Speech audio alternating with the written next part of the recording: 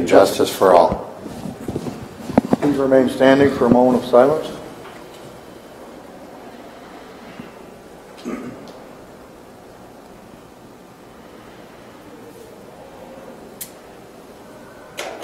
Thank you very much.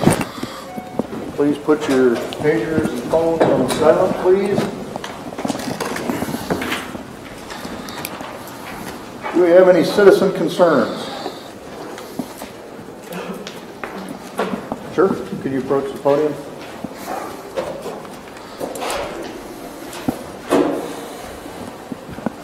State your name and address and ask that you keep it to around 3 minutes. Sure. Sounds good, Keith. Thank you. Carter Smith, Sioux City, and just to follow up from last week, I realized I'd asked for an email but never left an email address for Mr. Hung. So just getting him an email, that's all. Okay. So here you go.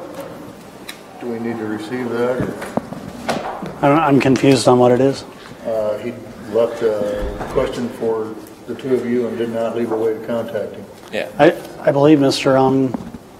Responded, So and I was CC'd on the responses. Okay. Carterforsupervisor@gmail.com or something. Oh yeah, that's my campaign account. I meant for my personal account. So. Okay. Did you receive the one that he sent to your? I have not looked at the campaign account. Okay. It was there. I was CC'd. I didn't have. Sounds great. Okay. Great. Sounds good. Thank you. Any other citizen concerns? Hearing none. Approval of the agenda. I'd move to approve. I will second the motion by Mr. Taylor. All those in favor say aye. Aye. Opposed say nay. Passes 5-0. Items 4 through 8 constitute a consent agenda of routine action items to be considered by one motion. Items pass unanimously unless a separate vote is requested by a board member. Item 4, approval of the minutes of the June 6, 2018 meeting. 5, approval of claims. 6, human resources. Item A, approval of memorandum of personnel transactions. Item B, authorization to initiate hiring process. Item 7, Veterans Affairs. Receive Commission of Veteran Affairs quarterly report. Item 8, Board Administration. A, approval of resolution approving petition for suspension of taxes through the redemption process for initials JC. B, approval of resolution approving petition for suspension of taxes through the redemption process for initials GB. Approval of lifting tax suspensions for petitioners who failed to recertify their income or income does not qualify for continued tax suspension. Item D, approval of resolution for a tax suspension for initials RH. I will move approval of the consent agenda. Second. Motion by DeWitt, second by Radig. All those in favor, say aye. Aye. Opposed, say nay. Passes 5-0. Mr. Gill, it is 4:34. Is that close enough for the Board Administration public hearing? Item 9, Board Administration public hearing and sale of property parcel ending in 003, also known as 110 South John Street. Public hearing is now open for those in favor or opposed. Do we have anybody in favor or opposed to the sale? Hearing none, Mr. Chair, I move that the public hearing be closed. I will second that. Motion by Mr. Taylor. All in favor say aye. Aye. All opposed say nay. Passes 5-0. Do we have any bidders interested in the property located at 110 South John Street? If you do, please approach the podium, state your name and address, and your opening bid. My name is Mike Kasotakis. My opening bid is $207. $207. Do we have any other interested bidders? Hearing none, Mr. Chair, I move that the public, well, I guess we already closed the public hearing, that the property be sold to Mr. Kaspatakis, as he said, for $207. I apologize for butchering your name. I will second that. Motion by Mr. Taylor, $207. All those in favor say aye. Aye. Those opposed say nay. Congratulations, you bought some property. Passes 5-0, Mr. Gill. Item 10, Board Administration. Mr. Butler. Okay, this is the final process of borrowing 1.364260 million for our CIP projects for the current fiscal year. What this does, you pass a resolution as stated in the board minutes or board agenda here. Also, we'll be approving the tax exemption certificate, which makes it tax exempt for purposes of the bank. We did go from a 10-year loan to a 5-year loan because the dollar amount actually decreased from what we originally were going to borrow, 1.7 million. So we did reduce the interest payments by going to 5 years by 174,000. The payments will be 272,852 per year for 5 years. So if we went longer with the new tax laws, things like that, that the interest rate would probably jump to another 0.5%, so it would even been more of a cost by going 10 years instead of 5, so we did make a decision to go 5 years.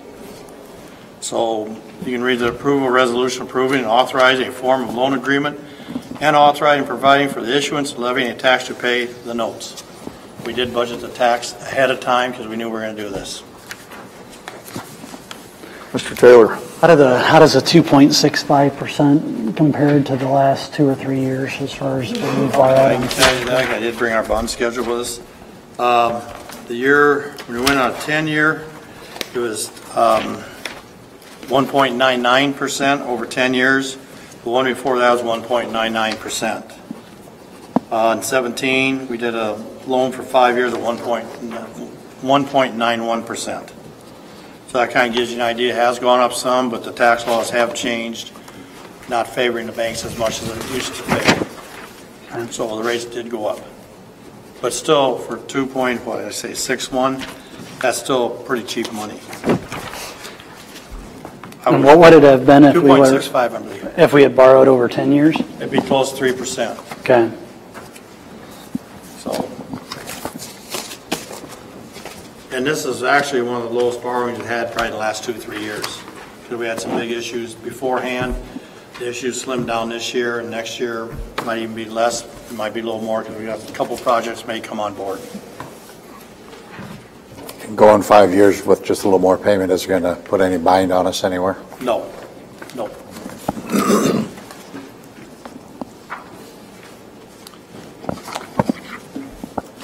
I'd move approval of the resolution approving and authorizing a form of loan agreement and authorizing and providing for the issuance and levying a tax to pay the notes. Second. Motion by Taylor, second by Potabom to approve the 1.36 million general obligation capital loan notes. Any other discussion or comments? All in favor say aye. Aye. Opposed say nay. Pass 5-0. Do you need a separate approval of the tax exemption Yes. certificate? I'll move approval of the tax exemption certificate. Second. Motion by Taylor, second by Potabom to approve the tax exemption certificate. Questions or comments? All those in favor say aye. Aye. Those opposed say nay. Pass 5-0. Our closing date for the loan will be June 28th. The money will deposit in the county treasury then. Thank you, Thank Dennis. Item 11, WCICC IT Department, Mr. Malloy. Approval for budget amendment to encumber fiscal 2018 CIP funds into fiscal 2019 CIP funds. Chairman, Supervisors, what's before you is what we call our network switch project. We started vetting vendors here 6 to 8 months ago, and unfortunately, the vetting process has taken a lot longer than we had anticipated. Pricing has doubled, a little over doubled from what it was 5 to 6 years ago. It's been part of the consternation of trying to come up with a solution. With that, we have some funds that we were going to put towards the project, and with those funds identical on the city side, we'd like to carry those over here to the next month so we could vet the project and use those funds in combination with 19's funds to carry this project forward.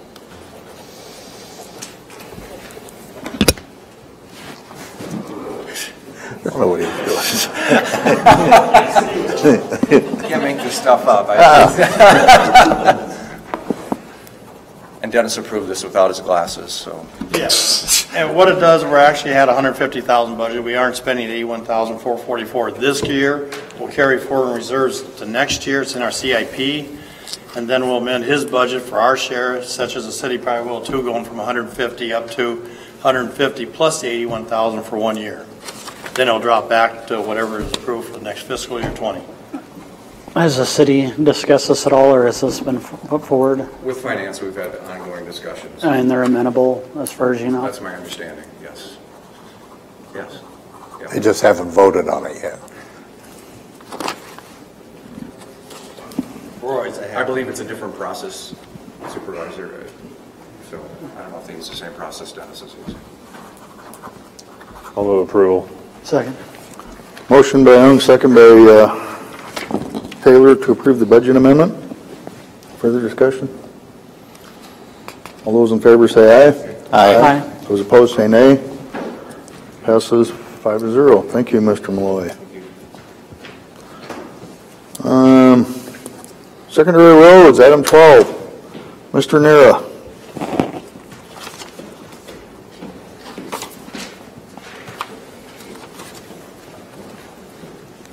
Good afternoon.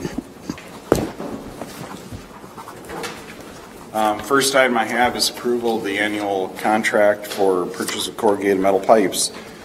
This is with Metal Culverts Company. Total is $82,766.48. Move it. Second. Motion by Taylor, second by Radig to approve contract for annual corrugated metal pipe. Further questions? All in favor say aye. Aye. Opposed say nay. Passes 5-0. Item B, approve proposal for acquisition of easements for Bennett McDonald Smithland Flood Control District. The Bennett McDonald Smithland is a levee district that surrounds the town of Smithland and protects the left and right banks of the Little Sioux River as it travels through that area. For a number of years, we've had several non-compliances out there. These range from the fact that we've had erosion working its way back into the dike. We've addressed some of those issues. There still is a major area out there that needs addressed with that. But a number of the issues that they have out there currently have to do with encroachments on the county easements for the levee district. This can be by crops or the growth of trees, brush, and other plant life that is causing a problem with the stability of the levees in that area. Some of the biggest problems we have with encroachments are in areas where easements were never recorded by the Corps of Engineers when this project was built in 1963. Until we can prove we own the ground and know what line we own to, it's very difficult for us to go out and remove trees and bring those areas back into compliance with Corps of Engineer regulations. It's also difficult for us to say that the neighboring farmer can't farm along there until we know where that line is. We have had the easements platted by the B&K surveyor has been down there and taking care of those plats for us. The remaining work now is to go out and easements signed and get it recorded. We're looking at our drainage engineer at I&S Group taking care of this for us. We're not alone on this. They had to go through and do much of this in Monona County as well. I&S Group also handled that for Monona County. They've offered a contract that's based on hourly rate with a not to exceed of $5,200 for the work. I recommend approval. Mr. Chair. Yes, sir. Thank you very much. So a few questions on this. You said until we can prove we own the ground, we know at this point, based on that survey, whether we own certain portions of it or not, or we're still in the discovery process by virtue of what we're doing here? According to the original survey, we've identified the ground that we should own had those deeds been recorded at the time that the project was done. Okay. We know where the lines are. We prepared easements that in fact give back some land to private property owners. But there's other areas there where basically we're a 15-foot offset behind the back slope of the levee is the minimum amount of ground that the Corps of Engineers required us to take. That's allowing us to turn over 60 feet back to one property owner that we own in excess of what our needs are for maintenance of this district. We have other areas though where farming over the years has encroached to where it's actually up onto the toe of the levee, but without having the easement recorded that the Corps of Engineers acquired in 1963, it's difficult for us to say that we own that land. We have a weak argument right now. So what we're going to go out and do is renegotiate these easements that have not been recorded with the appropriate property owners, get them signed on, get them recorded, and then get our lines staked so in the future we can enforce those borders. But as part of our discovery process in this, determining those easements and charging it back to the drainage district in order to do that? Yes. Do we have any skin in the game in doing so? Are we putting forward any money, or are we just completely levying it and charging it against? It goes entirely against the beneficiaries of this district. Okay. So it will be levied against them. I think Is right there now any they have a precedence? balance. I'm sorry, go ahead. I think that right now they have a balance in their district funds, but it is less than $5,200 at this time. Is there any precedence for a county participating in that instead of wholly charging it back to something that's unknown by the county? You see what The I'm county saying? has put over $225,000 into rebuilding this levee when we did the project along the left bank back in 2011. The property owners out there along the left bank were later levied to place riprap along there to protect that work that the county had done. I don't know why we would want to do anything but levy this against those who are receiving the benefit of the protection in this case. Okay. None of them will be giving up easement or anything. Everybody will be benefiting. They're all benefiting by the fact that this is in place. It prevents their farmland from being flooded. It protects the town of Smithland from being flooded. So there's really three districts out there, the Ben McDonald being two of them, and then Smithland is the ring that actually protects the town of Smithland. We have no explanation of why this wasn't taken care of in 1963. I think there were 15 easements in all that were acquired from private properties. 11 of the 15 were recorded, 4 were not. And it's unfortunate, but those 4 are the ones that we have the biggest problem with encroachments of either agriculture or trees and just natural reforestation that occurs along a riverbank. And then the last 2 questions. How aware are the landowners that this is coming, the 5,200? Or will they just be notified? They were notified when we did the survey work, and they were told to expect that the easements would be coming. We're hoping that this is something where no money will exchange hands for the actual easement, that it'll just be the time engaged by the consultant to be out there. Okay. And then last question, sorry for so many. That's okay. The crops growth and plant life, is that accessible proportionately to those who have incurred that growth versus levying it against everybody equally? Does that question make sense? In other words, if you have one person and that crop has taken off and everybody else in the district says, well, yeah, why are we all paying the money to get into their area? Drainage districts just don't function like that. It's one of those where everybody within the district is deemed to be a beneficiary of the district. The reclassification study we're doing right now down on Wolf Creek is an example of this, where every property within the district is assigned a level of benefit that they receive from the project. In this case, 100% of the benefit is protection from flooding.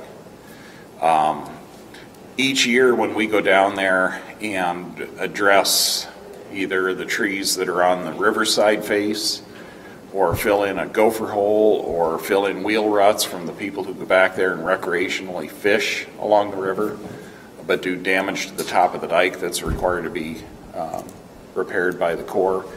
Each of those people ends up paying a proportion of that bill, even if they own ground on the left bank and it's the right bank that we're paying or we're repairing. The concept behind drainage districts is everybody shoulders a bit of the burden, so no one landowner is totally inconvenienced by that burden. Now, we do make exceptions with that. When we riprap that left bank from the Highway 141 bridge down to the county line in 2013, I think it was, that was assessed only to the landowners that were along that left bank. So basically, 2 property owners paid a $138,000 bill in that case. Again, you know, that was very clearly that they were the beneficiaries of that as opposed to the other side. The county taxpayers were the ones who actually rebuilt the levee. The Board of Supervisors, when this project was done in 1963, committed themselves and subsequent boards to the maintenance of this levee. And that's what we're dealing with today. The first step is we're trying to knock out the problems that are present on the levee that are the easiest to fix and the least costly to deal with. That's the encroachments, the blockages of the pipes that go through the levee, the crops that are being planted within that profile that the Corps of Engineers says that we need to have to assure stability of the embankment. Once those are done, then we need to have a fresh look at taking care of the left bank upstream of the Highway 141 bridge. That project could easily crest $200,000 to repair that bank along there. The Corps is offering some new programs, but we need to bring those other minor things in compliance first before I think we can go in and ask for it. We've tried to secure outside funding to repair this levee before. We haven't been successful. Again, since we are in non-compliance on so many items, in talking to the Corps of Engineers inspectors, taking care of these minor items helps show that we are trying to make repairs to it and may, I'm not making any promises, but at least strengthens our hand when we go in and look at that heavily or high cost project that's coming up and maybe trying to seek some assistance. We've been fighting that battle since 1990. We've got letters to Senators Grassley and Harkin and let's see, I'm trying to think if it's Department of the Army, trying to secure help to repair that levee that was damaged in 1990. So this has been going on for a long time. Thank you very much. Further questions? I would move approval for acquisition of easements. Second. Motion by DeWitt, second by Radig. Further questions or comments? All those in favor say aye. Aye. Opposed say nay. Pass 5-0. Thank you, Mark. Thank you. Item 13, building services. A is Siouxland District Health HVAC facility study.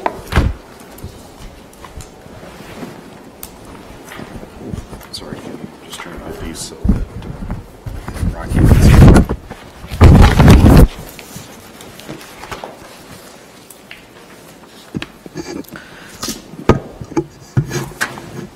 Back in January, I asked the board to approve a HVAC facility study for Siouxland District Health. With Resource Consulting Engineers, Corey Metzger has completed his study, and I've asked him to come before the board and present the findings of that, so we have a somewhat of a pathway forward on some of our next several years CIP planning and projects. Corey? Thanks, Kenny. I'm Corey Metzger with Resource Consulting Engineers. I will try to walk through the executive summary. I'd be happy to go through the rest of the report in as much detail as you'd like, but I don't want to spend your valuable time on things unless they're useful. So just for a little background, the motivation for this study was a couple-fold. There were some issues that were identified with occupant comfort within the building. As part of the controls upgrades that were implemented in a number of county buildings, we found some additional comfort issues by improving the building controls and then by running certain pieces of equipment constantly, which is required by code. We created even more comfort issues within the space. So we had numerous items that were compounding to create comfort and energy issues for the building. With that in mind, we looked at the building. It is set up in essentially two sections. The west section is the original portion of the building, so the single-story portion. The east section was an addition, which is the two-story portion of the building. The west side of the building is primarily served by packaged rooftop units. There are 7 units. Of those, all but 2 are constant volume single zone type units. It doesn't necessarily mean they serve a single space, but they only have one controller, so one thermostat, and they provide the same amount of air to each space served all the time. The other 2 units that are there are variable volume units. RTU4 serves a chunk of the center of the building.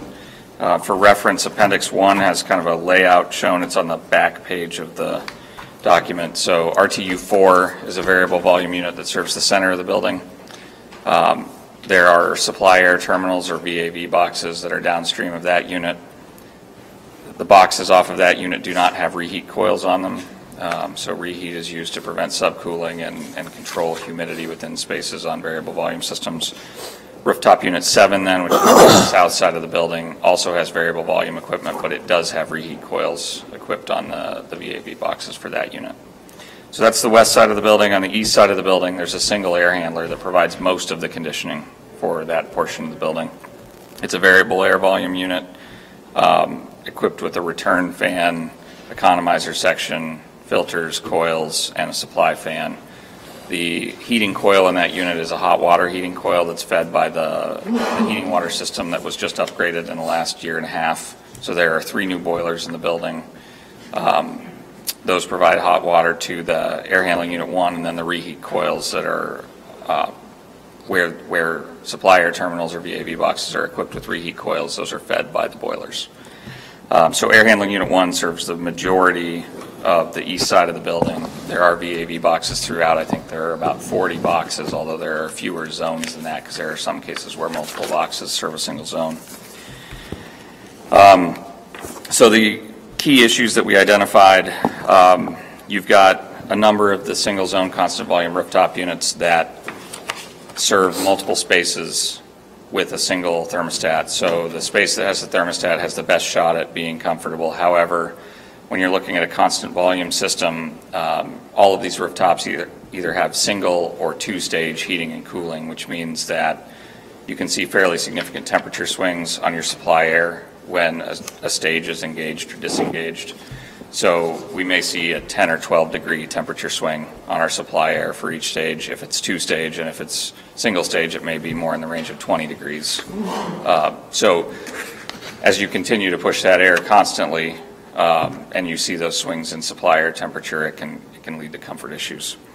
So we've got that as an issue, and then as we replaced the new controls and started running those units constantly, they had previously cycled, so those temperature swings were not observed as much by the space occupants, but we're required to provide ventilation throughout the building at all times that it's occupied. So in doing that, we created comfort issues and also found that we're using significantly more energy than the building had been using, I think on magnitude of 3 times as much in some areas. Yeah. So there are limitations to what we can do with those existing single zone constant volume rooftop units. That being said, they're about 3 years old. So we're not necessarily recommending to replace those units at this point, but we definitely think that it's worth looking at that as the units approach the end of their expected useful life, which is about 15 years. And if there are significant enough comfort issues or other changes that make sense, it certainly would be advisable to look at that as opportunities present themselves. With respect to the variable volume packaged rooftop units, we have some of the same issues, so you'll see the same temperature swings on the supply out of those units. That is tempered somewhat for rooftop unit 7 because we have reheat on the variable air volume boxes that are downstream of the unit, so that can help to offset or mask those changes in supply air temperature that occur. However, on rooftop unit 4, we do not have reheat coils on the VAV boxes. So at at rooftop unit 4, we've got concerns about temperature swings and comfort issues there. We also have concerns on that unit about subcooling and potential for high relative humidity in the space. So as we bring the temperature down in the space without pulling moisture out of the air or extra moisture out of the air, the relative humidity climbs. The unit that serves the east side of the building has fewer issues. It does not provide what would be code required for ventilation today. However, we haven't heard any concerns or complaints about indoor air quality within that portion of the building. The bigger concern likely there is that the condensing unit that feeds that air handler, so right now you've got a direct expansion refrigerant coil within the unit and a condensing unit that sits outside. That device uses refrigerant R22. R22 is being phased out in 2020, so the cost to replace it is going to go up significantly. It has gone up significantly already. I would expect if it follows the trends that we've seen in the past, it'll probably dip as we get closer to 2020 because a lot of people are stockpiling it right now. As equipment goes off the market and there's less of a need for it, you'll see it dip, but then once we get past 2020, it'll probably start to climb again. That's my speculation, but that's what we've seen in the past. So that condensing unit was replaced in 2012, so it's only 6 years old. It's not something that we would expect 50 years plus or minus out of that unit, so there is some life expectancy left there. The concern is if you had a problem in the future and needed to add a significant amount of R22, you could be spending a significant portion of what the cost to replace that unit would be. So those are the key items that we've identified. There are a few smaller items. We've got a few spaces in the building that are pressure sensitive. There's one space that's used for patients that are suspected of having airborne infectious diseases. So that space has a dedicated exhaust fan, but right now there's no means to verify that you've got the pressure relationship you're looking for in that space. And I'm sorry I'm going on more than I should, but the second page of the executive summary goes through the items we'd suggest incorporating immediately. So the couple of things that we would look at doing immediately would be to install some temperature and humidity data loggers in the areas that are served by rooftop unit 4. So we'd suggest 2 or 3 of those, and there are some offices that are specifically listed in the body of the study. Just to verify that we're not seeing excessive relative humidity within those spaces or extremely low temperatures. That's where we'd get concerned about mold growth or other moisture-related issues. So it's a relatively low-cost strategy, and if we find that we've got significant issues, it's something that would probably need to be addressed more directly. But if we're not seeing issues, then we continue operating as is for that area. And then looking at those potentially critical space pressures areas, we could put some manual through the wall visual indicators that will demonstrate. So if you go to a hospital, you may see a ping pong ball on one side of a wall in a tube that tells you that the pressure, which direction air is moving across that wall. So we could do something like that for, again, a relatively small cost. We're expecting the material is $350 or $400 to do something like that. So in the 1 to 3 year time frame, so all of the constant volume unit rooftops and rooftop unit 4 were replaced 3 years ago. Rooftop unit 7 was not. So it is an older unit that has reached its expected useful life. It was inspected recently by a qualified technician, and they found a number of items that they were concerned about. I think there's probably some life left in the unit if it's serviced properly, but I don't think it's something that you'd want to count on for extended use. So our suggestion would be to look at replacing that in the next 1 to 3 years. Given the issues that I've described with system configuration and operational challenges that have presented themselves with these systems, our recommendation would be to change the system type moving forward, and we've tried to come up with a plan that would allow you to do that piecemeal, but ultimately have a consistent approach throughout the building with systems. It should limit the impact to the operations of the building and hopefully limit the chunks of cost that you have to bite off as well. So in doing that, we would replace rooftop unit 7 with a new dedicated outside air packaged rooftop unit with energy recovery. It would provide ventilation air to all the spaces that are directly served by rooftop unit 7. We would then look at putting variable refrigerant flow heating and cooling systems in the spaces served by rooftop unit 7. It would give us the ability to serve more individual spaces with local control for each space. There'd be an air source heat pump that gets roof mounted, and we'd use existing hot water for heating for that area. Cost that we'd be looking at for that right now would be approximately $250,000. In the 3 to 5 year time frame, would suggest looking at the replacement of the condensing unit for air handling unit 1. Just looking at 5 years now, you're in 2023. Thinking about the cost of R22 if there was a problem, and that at that point you're over 10 years out of that condensing unit, so it's probably a good time to think about that. There would be 2 options there. One would be to do a new condensing unit, new refrigerant piping, accessories, and a new coil in air handling unit 1. That's your least costly option, and certainly is a viable option. Another option would be to look at doing an air-cooled chiller that could serve not only air handling unit 1, but potentially more of the building in the future. So the costs are listed there for, and all of these numbers we're putting in 2018 costs, but $125,000 to do the condensing unit, coil, and refrigerant piping, probably in the $300,000 to $400,000 range to do a chiller.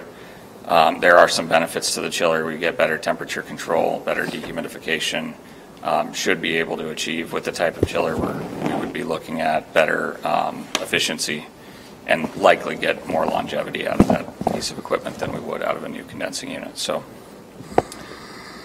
in the 10 to 12 year range, we would look at replacing those constant volume rooftop units, and depending on what's done with air handling unit 1's condensing unit, you would either look at some chilled water and hot water equipment in those areas, or going to a variable refrigerant flow system like what we would propose at rooftop unit 7.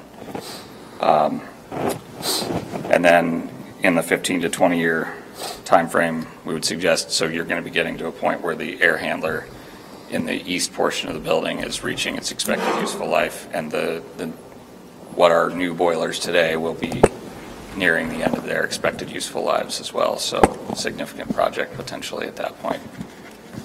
And I've talked quite a bit. I'm sorry to have taken up more of your time than intended, but I'd happily answer any questions. Any questions? Sir? How old are the rooftop units and the mechanicals, generally speaking? So rooftop units 1 through 6 are 3 years old. Rooftop unit 7, I think, is 15 to 18 years, something like that. So it's at or exceeded its expected useful life. We'd expect about 15 years off of a rooftop unit. And that's, I'm sorry, Jeremy, that's one of the important things about the study that we've done. In the past, and even not so recent, in the not so recent past, they've replaced units as they failed on a unit-to-unit basis. And what this study is here, what Corey has helped us identify is that was not the best path forward for the county to take. The best path forward would to already have had this or a similar plan in place. So when that happened or occurred, or before that occurred, we would have an idea of what the best thing to do would be. Had we known, or had the county known back then what we know now, a different approach would have been taken, several years ago. Yeah. Well, I commend the long-term approach. I think by the bigger group resource consultants and so on, I think that's important. But it seems like when some of these went in, like with rooftop unit 4, why would you suspect that reheat coils were never added in the first place? And my follow-on to that is, you say if there's data loggers that are in place and you find a humidity issue, you recommend adding those. what kind of cost? I'm not sure if that's in here. So I think there are a couple of things that could be looked at there. We've got a price to do. The work that's associated with rooftop unit 7 includes an oversized dedicated outside air unit. So our expectation is that you would eventually, on the west side of the building, have 2 packaged dedicated outside air units. So the one that would go in place of rooftop unit 7 will actually serve about twice as much space as it's going to initially serve, would have the capacity to do that. So there's a potential that if we found we've got significant humidity issues, I think there are 2 paths that could be taken. One would be to try to put reheat into the existing VAV boxes or the ductwork downstream. Another would be to say, we're going to upsize our VRF system, and we've got the dedicated outside air system that can probably supply rooftop unit 7 and rooftop unit 4 spaces. What would it cost to reheat coils on the floor? Do you know, approximately? I would guess you're in the $30,000 to $40,000 range, just thinking quickly about what we're looking at. I mean, you've got 3,000 or 4,000 for 8 or 10 boxes, so somewhere in that range. Then my next question is on the air-cooled chiller. You're looking at 300 to 400,000 versus 125,000 for the other option. You say that that can have a potential to be utilized in the future, but would you size the chiller for future use with the idea that you only have a certain capacity that you're using right now? So that's a very good question. We don't want to oversize that chiller significantly. So what we talked about is, and what I would suggest we look at is an air-cooled centrifugal chiller rather than a scroll or screw chiller. I don't think we've got the load to drive an air-cooled screw chiller. Typically, you're going to see those in the 100-plus ton range. I don't think we're at that load or capacity point yet. There are some air-cooled centrifugal machines down in the 60 to 90 ton range that have better turn down. So when you look at a scroll machine, we definitely don't want to oversize that because they're typically at a 25% minimum turn down. So if you tried putting 50% load on that to start, it would only have 50% turn down capacity, which would cause cycling and other problems. It wouldn't make any sense. If we can find an air-cooled centrifugal machine that could be 60 or 70% loaded and have the capacity to turn down to 10% as opposed to 25, that's something where you can get the turn down you need today, but have the capacity in your piping and your pumps to take that west side of the building and put it on the chiller, or at least the north portion of the west side of the building, put it on the chiller in the future as you get to the point where those constant volume rooftop units are nearing or at the end of their useful life. So I don't know if that answers the question. Yeah, I'm just wondering, is it worth spending $300,000 versus 125 on a... I think there are certainly strengths and weaknesses to each, right? Obviously, that's a lot more money. Now, when you look at that, there's probably savings that you'd achieve on the west side of the building. If you've got chilled water there already, you're not talking about putting in new VRF equipment. You will still have terminal equipment that's got to get installed. I don't know the right answer. I can give you my thoughts. You would reduce the number of refrigeration circuits that you've got in the building as well. So from a maintenance perspective, that could be a significant benefit over time. I mean, if you look at what your cost per year per refrigeration system is, if it's $1,000 a year and you've got 8 versus 2, those things add up over time. But it's a good question. And is that $1,000 a year a pretty accurate estimate, or? I don't know what you're... I would have to say that number's probably low at current day.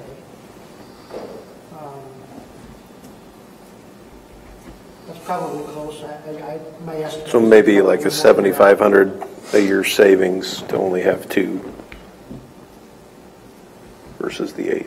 Yeah, and if, I guess that's something that certainly, when it comes to that, we can do some more analysis now, but certainly when it comes to that point, in 3 to 5 years, I think that's the time to try to make that decision. I think it's good to keep both options on the table until then, because we may see costs for equipment change. We may see, I can't tell you what's happening with rebates either. Knowing what's happened at the state legislature recently, we know that there are likely changes coming. We don't know how significant the impact of those changes will be yet. So that's something that I would suggest be revisited with both of these options on the table, fully understanding that it may be a very easy decision if the costs have this disparity when that time comes and we can't find justification to go with the chiller, then that's completely fair. We just wanted to put both of those on the table so that I think those are the two best options moving forward. We looked at a number of others as well, and tried to pare this down to keep a fairly clear path moving forward, if that makes sense. Well, we're still 2 to 3 years out for this anyway, right? I think the rooftop unit 7 work you'd probably want to look at in the next 1 to 3. Yeah. So Okay. whatever's feasible on that one. The other items, certainly, I think you're a little further out. Okay. My last question's on the dedicated exhaust spaces. Those to me seem pretty critical. So, And aren't there some sort of alarms that can be placed in order to, I mean, I know that high schools have chemical hoods, right, in the science wings, and if they're not working, I mean, if this is a health concern. what you're running into here is if this was a hospital, absolutely, those would be critical. We'd be monitoring them all the time. There would be certification requirements to keep track of the pressure relationships, and we'd have to identify it if there had been issues. In a clinic setting, we don't have those same types of requirements. So, I mean, this is in many ways just viewed as an office building, essentially. That being said, I think it would be advisable to have, so TB is the issue we're most concerned about, and there's one room that if they have a patient that comes in with suspected TB, they're going to move them to that space, and it's got the dedicated exhaust fan on a switch. I think that's the room that I would put the pressure device in. And certainly you could go further, but there isn't a requirement for that. And this isn't the building where you're going to treat that patient long term. This is someone who comes in off the street and says, "I don't feel good. I've been coughing a lot." They look at them and say, "You've got the symptoms we're concerned about. We're going to get you out of the waiting room and put you into this space." I guess my concern with that, and I understand it's not a requirement or a mandate, but if we have a dedicated exhaust space wholly dedicated for that reason, and we don't know if it really is working or not, and we suspect, I think that should move, and I don't know what that costs, so maybe that's another come back to the board thing, but. It's $750 per room right there. Where do you see that, Keith? Well, that's to put the through the wall, just manual observation device in to be able to walk down the hall and say, "Hey, the fan's on," and I don't see the ping pong ball. It's gone in the room. We know that the air is moving into the space. So if we're doing a hospital with any sort of containment, any sort of isolation room, whether it's patient protect or containment, you're going to have an ante-room there. We don't have that in the current layout. You open that door, you've lost your pressure control. I'm not trying to tell you I don't think it's a good idea by any stretch of the imagination, but I do think that that's probably an internal discussion that needs to involve Siouxland District Health personnel with their operations and how frequently this occurs. I don't know if it's once a year, once every 5 years, once a week. If it's something that's happening consistently, and they think it's just, when we talked about it, they didn't seem overly concerned. I think part of Jeremy's question might be is we currently don't have design equipment in place that we can do that with. It's not that it's not functioning, it's just it's not there or not correctly there. Yeah, you've got a downblast mushroom style exhaust fan up on the roof that has just a typical intake grill in the space. So I'm not sure that I don't want that to be I guess based on what I took away from our walkthrough with their personnel, they didn't seem terribly concerned. They seemed to feel like it was adequate for what they needed right now. That being said, are there opportunities to improve it? Certainly. And if I just don't want to speak for them. I don't know their operations well enough to know how critical changes would be there or how well they would be justified. We know we have expenses coming. Further questions? Thank you. Thank you. Item B, Kenny, approval of Prosper Hoyt Juvenile Detention Kitchen Upgrade Project.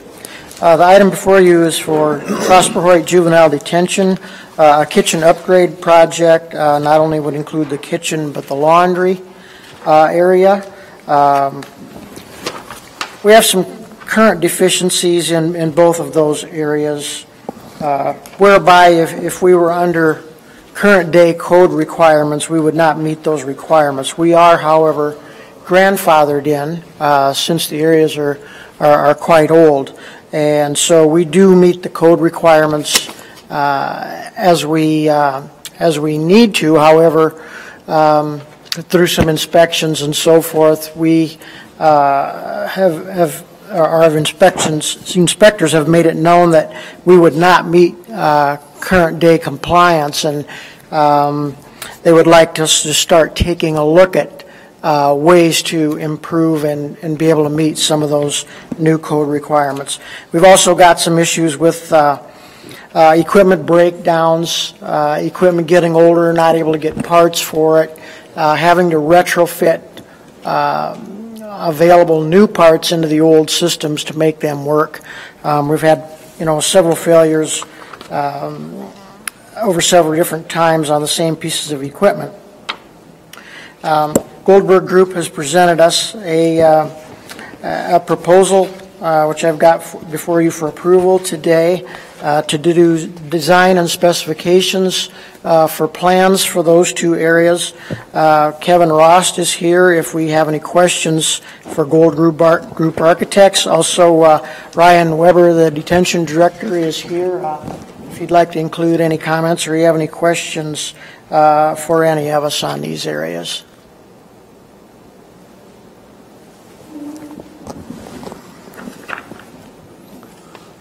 Appears we don't have any questions.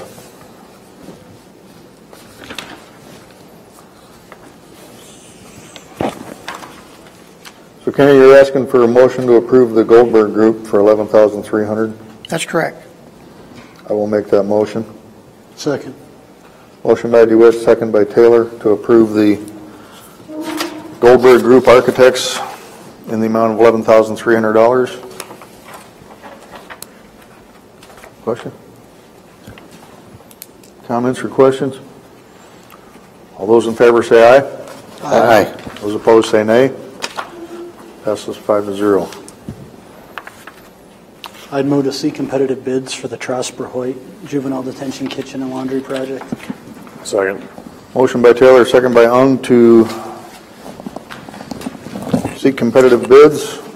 Further questions? All those in favor say aye. Aye. Those opposed say nay. Passes 5-0. Thank you. We will be coming back in front of you to set hearing dates and similar items associated with the project. Thank you very much. Reports on committee meetings. Mr. I had the 3rd Judicial District meeting the other day up in Sheldon. It's the first chance I've had to see that facility since they renovated it from housing to just offices. The good news is that the legislature at the end of the session, which I didn't even realize they had done, gave back the $72,000 they took away in January, and they called it a budget increase. So the director said it would have been nice if they gave back the other $84,000 they had taken away just prior to that, and he would have been really happy with that. But at least they gave back the $72,000 they took out January 1. So right now it seems to be moving along okay. We're actually still a little short, and with the systems they're putting in now, we've got a couple of programs where some probation officers have as many as 500 clients they're watching. Thankfully, it's the low end, but that's a lot of people that you're supposed to be making monthly contact with. So, but we're moving along, and Steve does an excellent job of managing what he's got and keeping it there. They also did what I thought was a really good job because of the collective bargaining departure. They put everything that had been in the contract into the policy manual, and it worked out pretty well. They had to do that in all of the districts in Iowa, so they all did it together, and it actually came out doing pretty well for the employees at this point. So that's all I have. I think the school district did the same. So we've got a couple, thank you, Mr. Chair. So I called our county attorney today. I realize all the county attorneys are at a conference right now. Touched base to make sure that it was appropriate to pass this out during this time, and he said that that would be fine as it's information. This is a letter from the Department of Human Services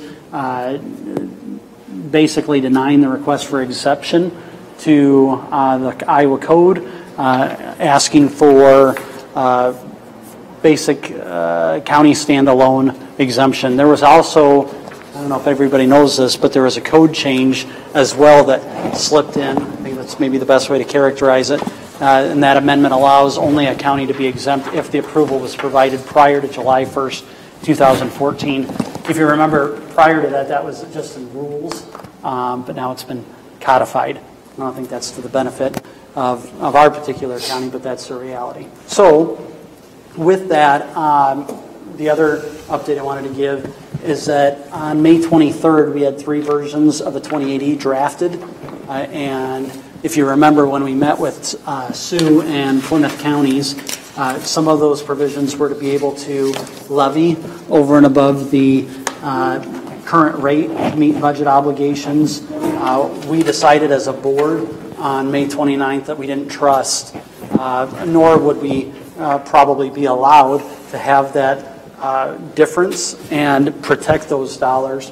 So we reduced our levy. We saw in that meeting there was no impetus to change voting to give us equity or protect high-quality mental health services, and there wasn't really a desire to discuss fair and equitable disposition of the crisis center.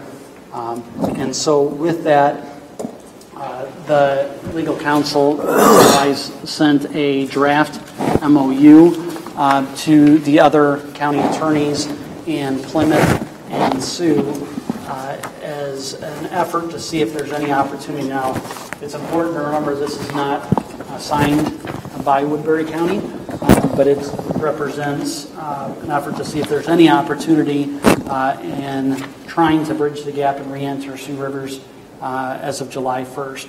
So essentially the largest provision, and you can read this, but the largest one stipulates what we believe is agreed upon, hopefully, the reserve funds that would be divvied out at the end of this one-year interim binding MOU, as well as making sure that the Tri-View building, which has never really been a solid issue, is because it raised its ugly head and is deeded to Woodbury County, that we put that in there for protection.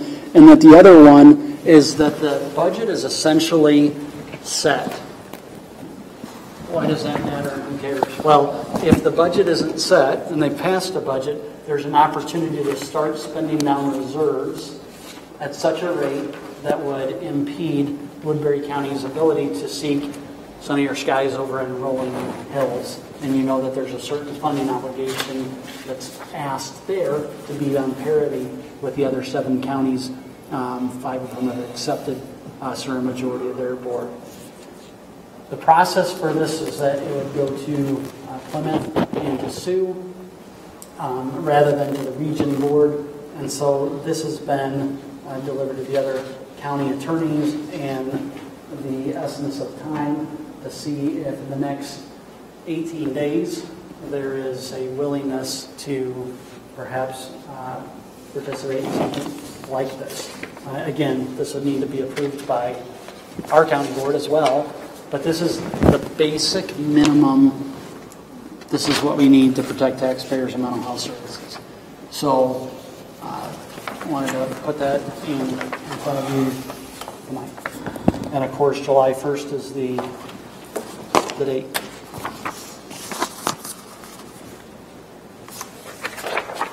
think earlier you said June 1st, but it's July 1st. Right. Yeah. Maybe we should have included 42 months of rent at $1 a square foot on the Tri-View building instead. This is the minimum. Okay. I really do believe this is a good faith effort to say, I'm not talking about voting, I'm not talking about the crisis center. We're not, all we want is a building that's deeded in our name. They have buildings in their name. And we just want a budget that's stable. And there's a greater good. But I think without something governing us past July 1st, I don't know how we say in good faith that we're protecting our... Or is there a requirement for like unanimous vote on budget changes? I don't think that there's... The tone and tenor of that meeting was that changing anything substantively of the past 2080 was a non-starter. Well, then how are we protected in any way, shape, or form I for the think next that 12 months? this MOU's language alludes to that this couldn't be changed or amended. And so basically the one thing you get with this is that there is some stability on the budget target. Could they move? So they just can't change it at all? Right, not materially. So what's meant by that, I believe, is that could there be, there's a couple other claims that increase the budget immaterially? Yeah, that's understandable. I mean, nobody can be so rigid. But can you spend $300,000, $400,000, $500,000 so as to, because here's the reality. Director Foxhoven made it very clear that Sue and Plymouth need to find another home or find someone to come in. There's only 2 opportunities, and there's 2 counties. And I have heard it admitted that they have not even approached them. Anybody can ask Lyon and O'Brien. That's a good public information request. But in that instance, our worry is, they'll be, at some point, they'd be assigned. And so we just need to make sure that we have the protection of taxpayers' mental health services. That's what I believe that this does, at a very minimal ask. So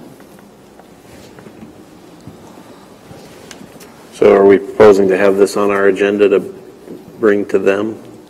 So this has gone to the other, to see if there's any impetus, any drafts, any response, anything at all.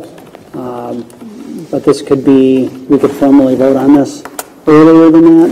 Or we could wait to see what the response is in the next week or so.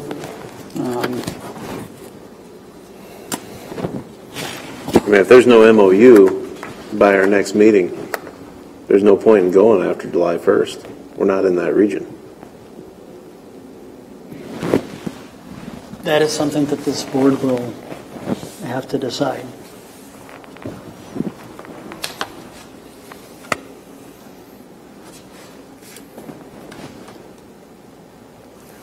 Well, it is entirely reasonable to expect that the approved budget be followed.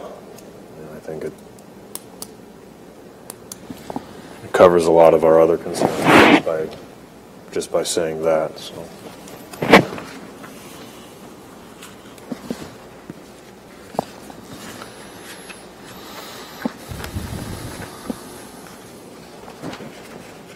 Keith, you asked a good question. It does kind of answer that a little bit on page 2. The parties, under provision 7, the parties further agree that any other proposed amendment to the 2080 shall require the unanimous vote. So voting procedures on, who is going to be funded or not, or a new service, those are all game for majority rules. But if it's this, it'd have to be a unanimous vote for obvious reasons. So.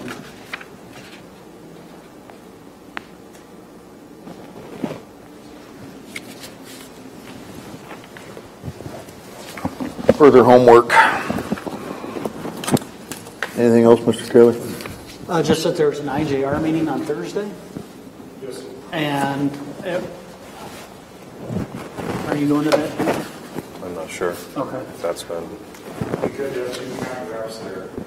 Yeah, and I'm going to be curious, this has been since the last one was previous to this, yeah, I was going to say to December, if there is further justification for the justification report of substance to have the county continue either to cross the finish line, because it's got a shelf life of 5 years, 10 years? 5. We've spent so much money thus far, but whether we want to take it further and do much more than that at a cost of a lot of potential taxpayer dollars if it's not actually there, I think that's something we're going to really have to, this thing's going to have to come to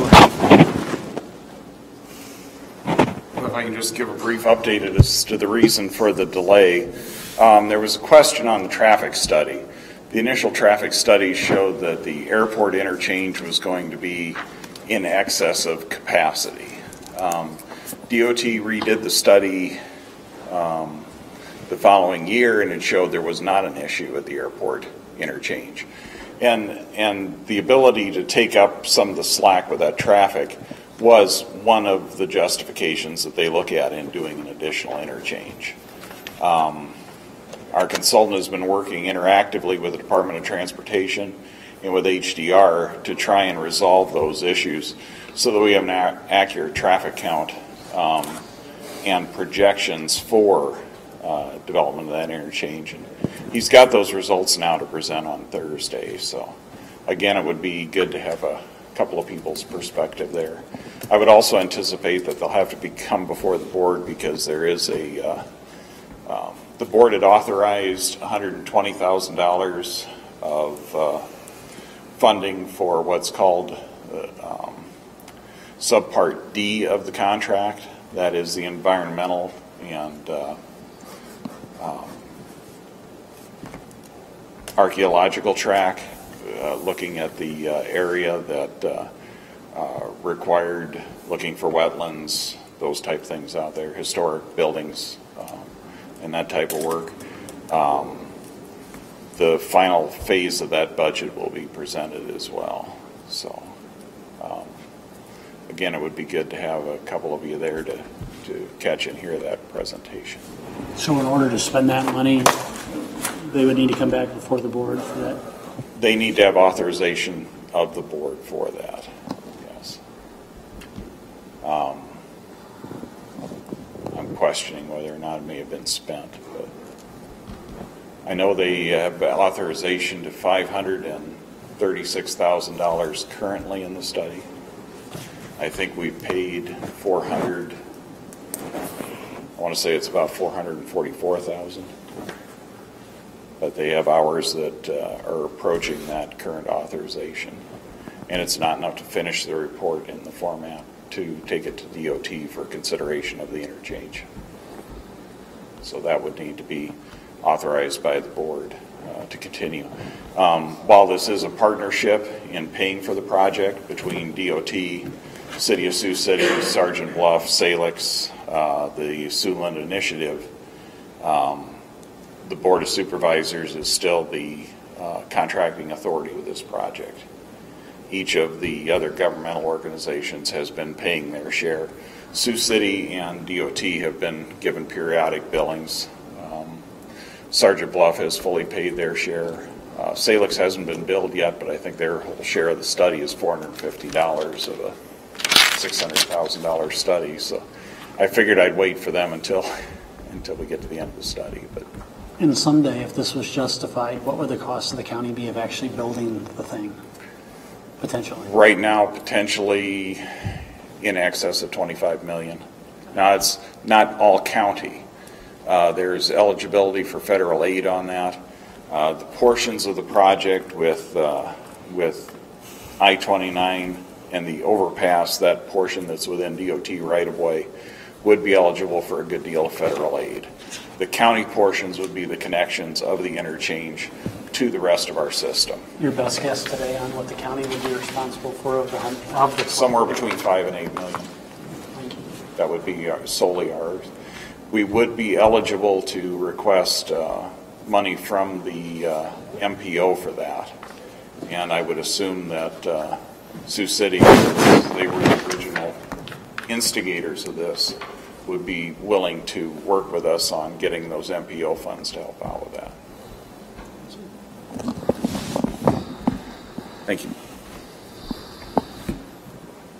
Any other reports? I was at the Tri-State Disaster meeting this afternoon, and Sioux City Fire Rescue, the EMS division, mentioned that they had 3 ultraviolet machines that can kill bacteria and such like that. They did offer it for use for the sheriff's office if the sheriff's, one of the deputies or whatever, they're able to clean where disinfectants and other things cannot reach. So I texted the sheriff and asked if he knew. He did not. So Lieutenant Armstrong, could you back me up on that and mention that to the other crews if they end up hauling who knows what, some kind of a disease-ridden person, or unbeknownst to them when they get it to them to the hospital and they find out that they had some nasty typhoid something there, that they can get their cars cleaned. Past that, we have our second batch of citizen concerns. Do we have any concerned citizens? Please approach and... Good evening. Flora Lee, 1608 Castleman Street, Sioux City. I just have a question for you, Mr. DeWitt, as the chair. As you talk about the mental health process and the MOU, if nothing is signed and it's not unanimous by July 1, what happens to not necessarily to the citizens of Sioux City, or Woodbury County rather? What happens to those folks receiving services? To my knowledge, nothing would change. Am I wrong? If we don't sign the MOU? Are you asking me? I am asking Okay. you. So I think at that point, DHS would probably be asked to step in and say they have been provided, my understanding is, a copy of this MOU, as well as we're at the meeting that we were all together at, to show that we're making a good faith effort in order to bridge the gap to get back into Sioux Rivers region. Okay, my question is, if it's not unanimous, what happens? Not unanimous among you folks. Well, a majority rules, so it doesn't have to be unanimous. But you were talking about something needs to be unanimous in that.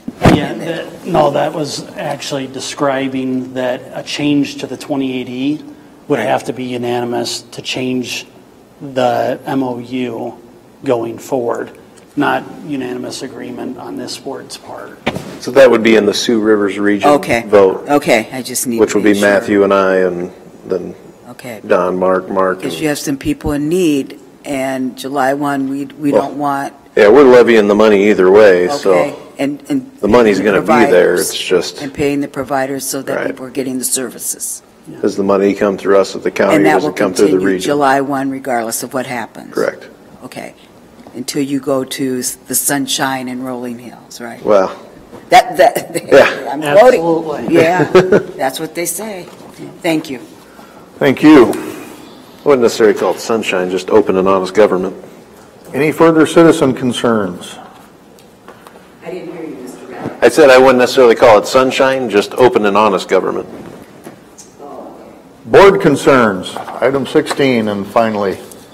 I did have something to bring up, and that was in regards to Gleiser's email about the historic 20, some kind of resolution to join the rest of the counties in Iowa. Regardless of whether or not we would want to drive the historic 20 route, there might be somebody out there. I think that might be a worthy resolution to bring up. I don't think that's all the counties in Iowa, it's just those along the corridor. No, there's 13 counties along the corridor that would have to pass a resolution. Was this an email that went to just you guys? I think it went to all of us. I think we all got it, but I don't know, it's...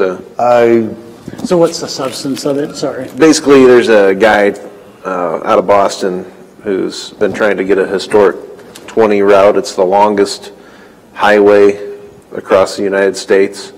Something And- similar to Route 66, excuse me, Yeah. Keith, but Yeah. something along those lines, a historical and so forth route. Goes from like Boston to somewhere in Oregon, so. So what would we do, pass a resolution? Yeah, just pass a resolution, I think, asking the state to recognize. Keeping it short, Mr. Nera.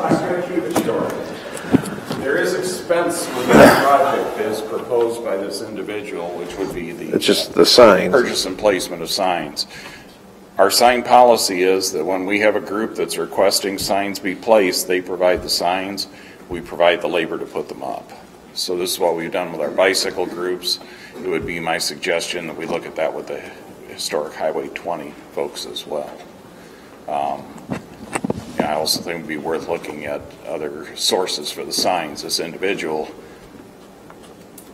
is the one who's selling the And signs. if I remember right, the state won't do it unless all 99 counties are involved. Is that?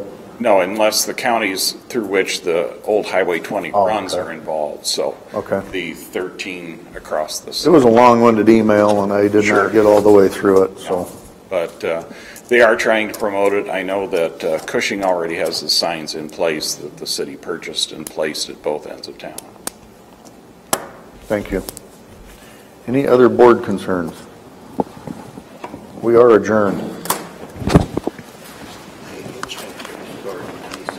Yeah, that's good.